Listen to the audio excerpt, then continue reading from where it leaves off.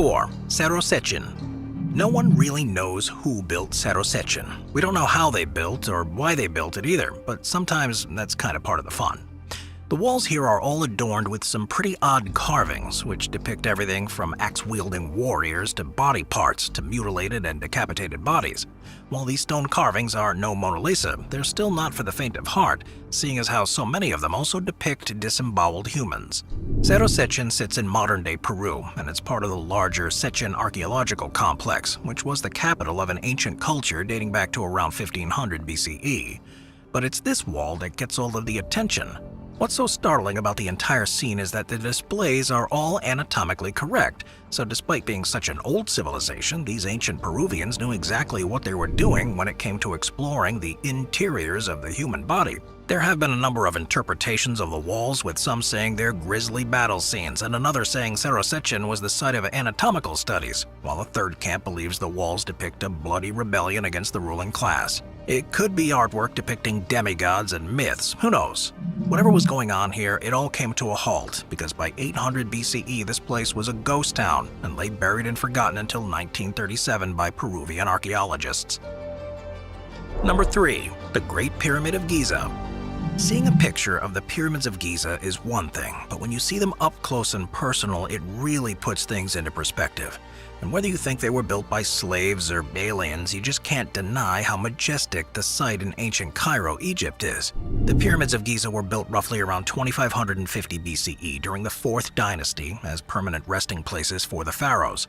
But everyone wants to know how they were built. They're crafted with such immaculate and precise detail that it still boggles the mind to think that they were built 4,000 years ago. But as we've seen already, even ancient humans and civilizations are capable of amazing feats of engineering. So the mystery of the pyramids probably has a more simple explanation than most would think. These days, anyone can pay the pyramids a visit and even step inside to see all the ancient pharaohs' treasures, which were buried along with their owners, so they could enjoy them in the afterlife. A fact which also attracted plenty of grave robbers. Make sure to visit the Sphinx too and see if you can save yourself by answering its riddle. What goes on 4 feet in the morning, 2 feet at noon, and 3 feet in the evening?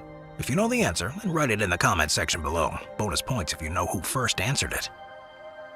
Number 2. The Temple of Garni. It's no secret that the Romans followed a religion much different from what we see around the world today. The culture held an entire pantheon of gods, all dedicated to different aspects of nature and everyday life, and was simply making sense of the world as they knew it. Across many cultures, across both time and the globe, worship of the sun comes up a lot. The sun is, well, it's pretty hard to miss and gives life just about everything. So it's not a shocker that the Romans built the Temple of Garni to worship Helios, the Roman god of the sun. Built by the Armenian king Tiridates in the 1st century AD, the construction of the Garni Temple was funded with money by King Tiridates and was given for his military support against the invading Parthian Empire. War is bad at any point in history, but I'm sure that in this case, Helios was understanding. But part of what makes the Temple of Garni so special is that it was made of basalt, which wasn't common for most Greco-Roman temples of the time. The ancient building, though, was totally destroyed in 1679 by an earthquake and all but forgotten. The old basalt structure lay in ruins for the next 300 years, until it was reconstructed in the 1970s. And while it may not serve as a place of worship any longer, it's certainly an amazing reminder of the engineering prowess of the ancient Romans. They were pretty cool. Number 1. Gigantija temples. Did ancient humans ever coexist with a race of giants? Maybe with the Nephilim of the Old Testament? Or are the gods and goddesses of Roman and Greek pantheons more fact than fiction? Well, if they were then they lived here at the Gigantia temples.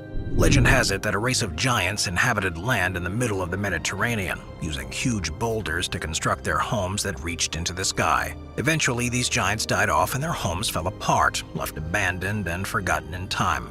It's a very fun legend surrounding the second oldest structure on Earth, just behind Göbekli Tepe in present-day Turkey.